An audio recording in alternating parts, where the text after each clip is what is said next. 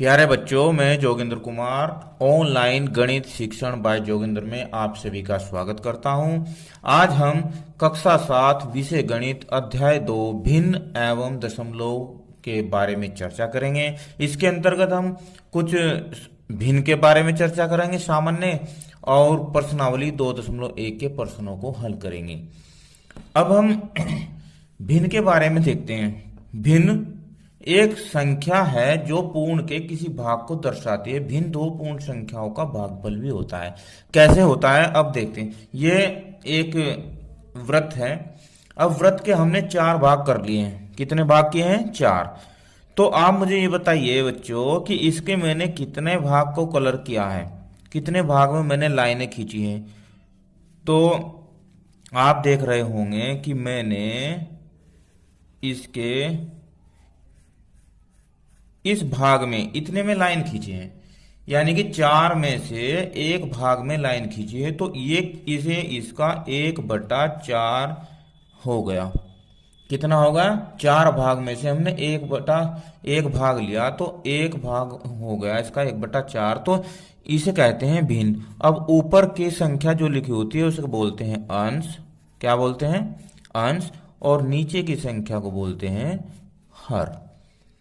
अब एक ये मैंने एक आयत ले लिया, इसके मैंने 5 भाग किए हैं। 5 भाग में से आप मुझे ये बताइए कितने भाग कलर किए हैं। तो 1 2। कितने भाग कलर किए हैं? 2। तो ये ऊपर आ जाएगा। और कितने टोटल कितने भाग हैं? पूर्ण भाग कितना है? ये 5। तो इसका 2 ये अंश हो जाएगा और 5 क्या हो जाएगा? इसका हर हो जाएगा। तो इसे हम भिन्न कहते हैं। इसके बाद भिन्न के प्रकार। अब भिन्न के प्रकार में नंबर 1 आता है उचित भिन्न। उचित भिन्न में क्या होता है? जैसे 1/2, 3/4, 5/6, 7/8। तो इनमें आप देख रहे होंगे कि इनमें जो ये हर है ये बड़ा है, तो इस और अंश छोटा है। तो उचित भिन्न में अंश हर से छोटा होता है। इसके बाद अनुचित भिन्न या विषम भिन्न। इसे विषम भिन्न भी बोलते हैं। इसमें क्या होता है? जैसे मान लो 5/4, 6/3, 7/2, 8/3। तो इनमें आप देख रहे होंगे कि जो अंश है वो हर से बड़ा है। तो इनमें अंश हर से बड़ा होता है, यानी कि यहां पर तो अंश से बड़ा हर, और यहां पर अंश बड़ा है हर से। अब मिश्रित भिन्न। मिश्रित भिन्न में क्या होता है? होते तो ये अनुचित भिन्न के जैसे ही, विषम भिन्न के जैसे ही होते हैं सेम। पर क्या होता है कि जैसे मान लो ये वृत्त है, इसका मैंने सारा का सारा पूरा पार्ट कलर कर दिया, और प्लस एक दूसरा वृत्त लिया मैंने, इसका मैंने ये पार्ट एक कलर किया, यानी कि इसमें लाइन खींची इसमें पूरे में। तो मुझे ये बताइए आप कि इस ये कितना हो गया? तो पूरा भाग हो गया, पूरा होगा ना कंप्लीट 1। और ये कितना होगा? 1/4। तो इसमें क्या होता है? इसे हम ये भी लिख सकते हैं कि 1 सही 1/4। इसमें एक भाग पूर्ण होता है। क्या होता है? पूर्ण होता है। अब इसे हम साधारण भिन्न में भी बदल सकते हैं। 4 × 4 और 1 5। तो इसे हम 5/4 भी लिख सकते हैं। इस प्रकार ये जितने भी विषम भिन्न हैं ये भी मिश्रित भिन्न के जैसे। बस इसमें मिश्रण किस किस का होगा? एक तो पूरे का और एक उसके कुछ भाग का मिश्रण हो गया, इसलिए ये मिश्रित भिन्न कहलाता है। अब जैसे मैं इधर से ले लेता हूँ एक 8/3। अगर मैं 8/3 को, यानी कि इस 8 को 3 से भाग करता हूँ, तो 3 दूनी 6, बचा कितना? 2। तो इसे हम 2 सही 2/3 भी लिख सकते हैं। और ये क्या है? ये मिश्रित भिन्न है। इसके बाद तुल्य भिन्न। तुल्य भिन्न क्या होते हैं? तुल्य भिन्न में अंश और हर बदल जाते हैं, लेकिन उनकी जो वैल्यू है, जो उनका मान है, वो सेम ही रहता है। देखे क्या, अब इसके हमें 3/5 के 5 तुल्य भिन्न ज्ञात करने हैं। अब तुल्य भिन्न देखो, 3/5 अगर मैं इसे 2 से गुणा करता हूं, अब भिन्न की एक और खासियत होती है कि भिन्न में अगर आप किसी संख्या से गुणा या भाग करेंगे तो उसके अंश और हर दोनों में गुणा या भाग करनी होती है, किसी एक में नहीं कर सकते हम। ये भिन्न का नियम होता है। तो 2 × 6 और 2 × 10, और 3/5 को मैं 3 से गुणा करता हूं तो 3 × 9, 3 × 15। 3/5 को ही मैं 4 से गुणा करता हूं तो 4 × 12, 4 × 20। अब 3/5 को मैं गुणा 5 से करता हूं तो 5 × 15 और 5 × 25। और 3/5 को मैं 6 से गुणा करता हूं तो 6 × 18, 6 × 30। अब आप ये देख रहे होंगे कि यहाँ पर तो 6/10 आया, यहाँ पर 9/15 आया, यहाँ पर 12/20 आया, यहाँ पर 15/25 आया, यहाँ पर 18/30 आया। पर अब आप देखो, ये 3/5 के तुल्य भिन्न लिख देता हूं मैं। तुल्य भिन्न 6/10, 9/15, 12/20, 15/25 और 18/30। अब अगर हम इनमें भाग करते हैं, देखो इसमें 2 से 2 × 6 और 2 × 10, ये 3/5 ही आएंगे सारे। ये 3 × 9, 3 × 15, 4 × 12, 4 × 20, 5 × 15, 5 × 25, 6 × 18, 6, इनसे इन्हें भाग करते हैं इन पूर्णांकों से या संख्याओं से, तो ये फिर 3/5 ही आ जाएंगे। तो इस प्रकार ये इसके तुल्य भिन्न हुए। आइए इसके बाद हम प्रश्नावली 2.1 के प्रश्नों को देखते हैं। प्रश्नावली 2.1। अब 2.1 ये सवाल आप देख रहे होंगे, हल कीजिए। ये भिन्नों के जोड़ और घटाव से संबंधित सवाल है। ऐसे प्रश्न आपने कक्षा 6 में हल कर लिए होंगे। कक्षा 6 में आपने भिन्नों के जोड़ घटाव वाले सवाल किए होंगे। तो अगर हम इसे हल करते हैं इस प्रकार के प्रश्नों को, तो इसके 2 तरीके होते हैं। एक तो तरीका ये होता है कि आप इनके हरों को बराबर कर लें और फिर उसके बाद अंशों को जोड़कर आंसर आ जाता है। या दूसरा तरीका इसका है कि इसके हरों का आप लसा लें। अब देखो 3/5, अब मैं इसे भिन्न में बदल देता हूं। 2/1 मैंने 1 इसके बटे में लिख लिया तो ये भिन्न हो गया। अब इसका हम तरीका देखते हैं। 1 और 5 का लैस है 5 होता है। कितना होता है? 5। अब इसे करने के लिए हम क्या करते हैं कि इसके हर से हम अपने इसके लैस है को भाग करते हैं। 1 × 5 कितना आया? 5। और फिर इसके अंश को गुणा कर देते हैं हम। चिन्ह वही रहता है, सेम टू सेम। 5 × 5 1 और गुणा ऊपर अंश है 3। 5 दूनी 10 और 3 × 3/5। 10 में से 3 गया 7, 7/5 आंसर। ऐसे इसके आंसर है। अच्छा ये इधर देखो 4 + 7/8। इस 4 का भी मैं बटा 1 कर लेता हूं। 1 और 4 का लैस आता है 8। कितना आता है? 8। तो 1 × 8 8 और अंश इसका 4 प्लस 8 × 8 1 और अंश इसका 7। 8 चौक 32 प्लस 7 × 7/8। 32 और 7 39। 39/8 इसका आंसर। इधर 3/5 प्लस 2/7। 7 और 5 और 7 का लैसा होता है 35। कितना होता है? 35। अब 5 से भाग दे, 5 सत्ते 35। 7 ऊपर है 3। 7 × 35। 5 ऊपर है 2। 7 × 21 प्लस 5 दूनी 10 नीचे 35 बराबर 21 और 10 31/35 आंसर। इधर 9/11 4/5 15। दोनों के बीच में क्या है, माइनस का चिन्ह। 11 और 15 का लैस है, इधर देख लेते हैं। 11 और 15 का लैस है, 11 से 2 1, 15 और 15 1 1।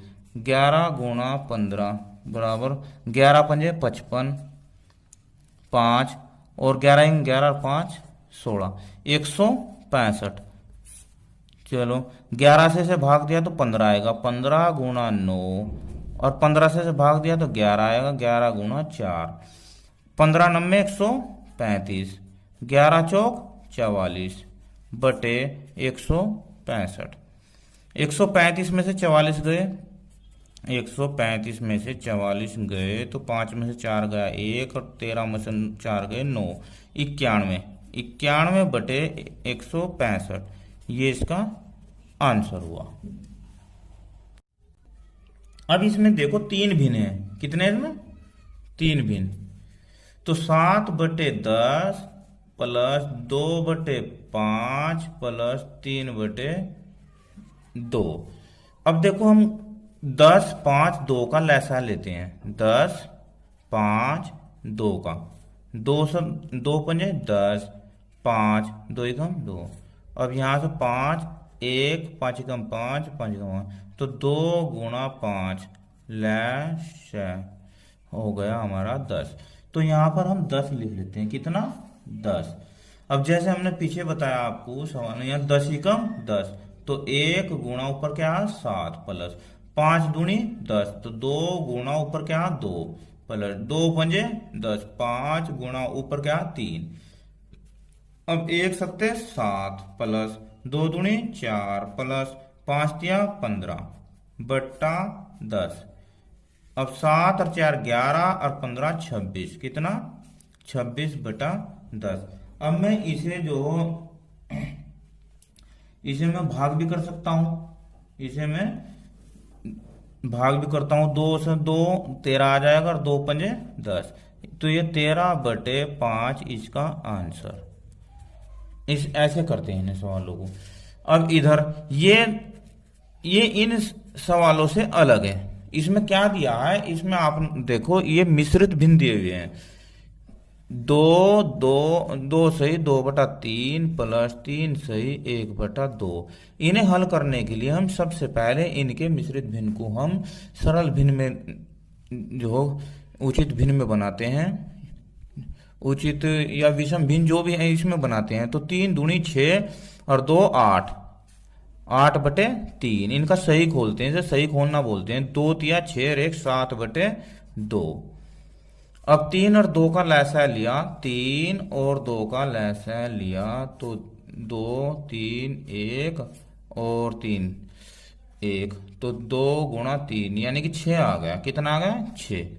अब देखो 3 दूनी 6, तो 2 ऊपर क्या है 8, 2 तिया 6 3 ऊपर क्या है 7, कितना है 7, तो 2 अट्ठे 16, 3 सत्ते 21 बटा 6, बटा कितना 6। तो अब इन्हें 16 और 21 कितना होता है भाई, 16 और 21 37 बटा 6। अब जैसे ये मिश्रित भिन्न में दिया है इसका प्रश्न, इसके उत्तर को भी हम ऐसे ही लाएंगे। तो 37 को आप 6 से भाग करो, 6 छंग 36, बचा कितना 1, तो 6 सही 1 बटा 6, कितना 6 सही 1 बटा 6 इसका आंसर हुआ। अब इधर ये कर लेते हैं, ये भी मिश्रित भिन्न में दिया हुआ, इसे भी हम विषम भिन्न में देखते हैं। तो हल करता हूं डायरेक्ट में, 2 अट्ठे 16 और 1 17, 17 बटे 2, 8 तिया 24 और 5 29, 24 और 5 29 बटे 8। अच्छा 2 का और 8 का लैस है, 2 का और 8 का लैस है, बताओ क्या होगा, 8 ही होगा ना, 2 और 8 का लैस है 8 ही होगा। तो 2 अट्ठे नहीं 2 चौक 8, तो 4 गुणा 17, 8 ही कम 8, 1 गुणा 29, कितना भाई 1 गुणा 29। अब ये 7 की और 4 की और 17 की गुणा, 17 चौका 68, 29 एकम 29 बटे 8। अब 68 में से 29 गए, इधर घटा लेते हैं। 68 में से 29 गए तो 18 में तो 9 गए 9, यहाँ बचे 5, 5 में 2 गए 3, ये हो गया भाई 39 बटे 8। अब 39 बटे 8 को हम 39 को 8 से भाग करते हैं तो 8 चौक 32, कितना 32, बचे 7, तो इसका आंसर आ जाएगा 4 सही 7 बटे 8। आया समझ में बच्चों? अब इसके बाद है प्रश्न नंबर 2। प्रश्न नंबर 2 में उसने कहा है निम्नलिखित को अवरोही क्रम में लिखो। अवरोही क्रम बोलते हैं पहले सबसे बड़ा भिन्न, उसके बाद उससे छोटा, उसके बाद उसके छोटा, इस प्रकार के क्रम को हम अवरोही क्रम बोलते हैं। अब अवरोही क्रम के बाद इसमें हम क्या तरीका लगाते हैं कि सबसे पहले हम इसके हरों को बराबर करते हैं। अब हर बराबर कैसे करेंगे? हर बराबर करने का सबसे आसान तरीका है, पहले हम इसके हरों का लसा लेते हैं। हरों का लसा इधर ले लेते हैं, 9, 3 और 21। 2 से तो ये भाग नहीं होगा, 2 तो 3 से होगा, 3 तिया 9, 3 एकम 3, 3 से थे 21, फिर 3 से 3 एकम 3, 3 एकम ये 7, और इसके बाद 7 1 7 एकम 7, तो लसा हो गया इन तीनों का 3 गुणा 3 गुणा 7, 3 तिया 9, 7 63। तो यहाँ लिखेंगे 9 3 21 का लैस है कितना भाई? बराबर 63। तो अब हमें इन तीनों भिन्नों का हर 63 करना है। चलो 2/9 लिख लेता हूं मैं, और ये दूसरा भिन्न इसका 2/3, तीसरा 8/21। अब अगर मैं इसका भिन्न 63 करता हूं तो मुझे कितने से गुणा करनी चाहिए? 9 सत्ते 63, 7 से, कितने से? 7 से। अगर मैं इसका करता हूं तो इसमें मुझे 21 से गुणा करनी चाहिए, कितने से? 21 से। और इसमें गुणा कितने से करनी चाहिए? 21 तिया 63, 3 से। चलो कर लेते हैं। 2 सत्ते 14 बटे 9 सत्ते 63, 2 21 42 और 21 तिया 63, 8 तिया 24 बटे 21 तिया 63। अब देखो तीनों भिन्नों के जो हर है में 63 हो गए। अब जब किसी भी भिन्न के जो हर है में बराबर होते हैं किन्हीं भी भिन्नों के, तो उनमें जिस भिन्न का अंश बड़ा होता है वही भिन्न बड़ा होता है। तो इनमें इनकी जब हमने तुलना करी तो तुलना करने पर हम देखते हैं कि 42 बड़ा है 24 से और 24 बड़ा है 14 से। तो इस प्रकार 42/63 बड़ा होगा 24/63 से, और 24/63 बड़ा होगा 14/63 से। अब ये किसके स्थान पर है? ये 2/3। और ये किसके स्थान पर है? ये 8/21। और ये 14/63 किसके स्थान पर है? 2/9। ये इसका आंसर। इसी प्रकार हम इसे देखते हैं, इसमें भी हम इनका लसा ले लेते हैं 5 7 10। सबसे पहले मैं 2 से करता हूं, 5 का 5 ये 5 7 और 2 पंजे 10। फिर हम 5 से करते हैं, 5 एकम 5 7 और 5 एकम 5। फिर हम 7 से करते हैं, 7 एकम 7 ये। तो 2 गुणा 5 गुणा 7, 2 पंजे 10 सते 70। क्या आया इनका? लैस है। तो यहां लिखेंगे हम कि 5 7 10 का लैस है कितना आया भाई? 70। अब इन्हें भी मैं लिख लेता हूं 1/5। दूसरा भिन्न है 3/7, तीसरा भिन्न है 7/10। इसका मुझे 70 लाना है, तो इसमें मुझे कितने से करनी चाहिए? 14 से। 14 पंजे 70, 14 एकम 14, 14 पंजे 70। इसमें 7 है नीचे, तो इसमें मुझे कितने से करनी चाहिए? 10 से। कितने? 10 से। 10 तिया 30 और 10 सते 70। इसमें 10 है नीचे तो 7 से हो जाएगी, 7 सते 49 और 10 सते 70। अब हम इनकी तुलना कर लेते हैं। देखो बड़ा कौन सा, 49 बड़ा है 30 से, 30 बड़ा है 14 से। अब 49 वाला कौन सा है, 49/70 और 30/70 और 14/70। अब 49/70 कौन सा है, 7/10 बड़ा है 3/7 से और 3/7 बड़ा है 1/5 से। ये इसका आंसर, ये हमने अवरोही क्रम में लिख दिए। अब ये प्रश्न नंबर 3 बड़ा ही इंटरेस्टिंग क्वेश्चन है। एक जादुई वर्ग में एक प्रत्येक पंक्ति, प्रत्येक स्तंभ एवं प्रत्येक विकर्ण की संख्याओं का योग समान होता है। क्या यह एक जादुई वर्ग है? उसने एक संकेत भी दिया है कि प्रथम पंक्ति के अनुदिश, ये प्रथम रो है, प्रथम पंक्ति के अनुदिश ऐसे इसने ऐड करके दिखाया, जोड़ के दिखाया है। चलो अब हम देखते हैं, ये इनकी पंक्तियां हैं, ये इसके स्तंभ हैं, ये इसके विकर्ण हैं। तो अब हम इसके विकर्णों का योग, पंक्तियों का योग, स्तंभों का योग करके देखते हैं। तो प्रथम पंक्ति, पंक्ति नंबर 1 तो देखो कर ही रखी है। चलो हम पंक्ति नंबर 2 देखते हैं। 2 के यहाँ 3/11, 5/11, 7/11। अब एक बात ध्यान रखनी, इनके हर बराबर है तो हमें इनके लैसा लेने की कोई जरूरत नहीं। इन हर बराबर करने के बाद हम अंशों का योग कर लिया करते हैं। तो 3 और 5 8 और 7 15। पंक्ति 3 देखो, पंक्ति नंबर फर्स्ट ये हुआ यहाँ 4 9 12 ये 2। अच्छा, यह 8/11 प्लस 1/11 प्लस 6/11, तो 11, 8 9 और 6 15। चलो अब इनका हम स्तंभ देखते हैं। स्तंभ फर्स्ट ये ले लेते हैं, स्तंभ फर्स्ट। तो 4/11 प्लस 3/11 प्लस 8/11। अब यहाँ 4 3 7 और 8 15, ये भी 15/11। स्तंभ सेकंड 9/11 प्लस 5/11 प्लस 1/11, तो ये 9 और 5 14 और 1 15, 15/11। तीसरा स्तंभ तीसरा ये होगा आपका 2/11 प्लस 7/11 प्लस 6/11, तो ये होगा 2 और 7 9 और 6 15, 15/11। ठीक, अब इसके विकर्ण इसके ऐसे होंगे भाई, कोने से कोने मिलाने वाले को विकर्ण कहते हो। तो विकर्ण फर्स्ट देखते हैं, ये ले लेते हैं फर्स्ट। 4/11 प्लस 5/11 प्लस 6/11, तो ये होगा 4 और 5 9 और 6 15/11, ये भी सेम।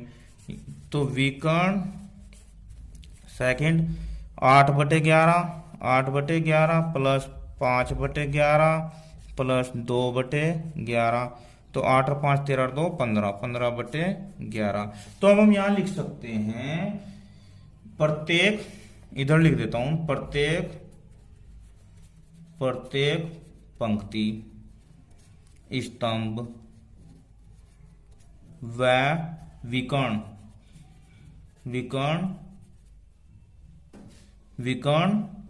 की संख्याओं का योग समान है, अतः यह क्या है, जादुई वर्ग है। तो आज हमने जो भिन्नों के बारे में जाना और प्रश्नावली 2.1 के प्रश्न संख्या 1 से लेकर 3 तक के प्रश्नों को हल किया। आप इसे अपने गृह कार्य कॉपी में उतारना और वीडियो अच्छी लगी तो मुझे बताना। Thank you.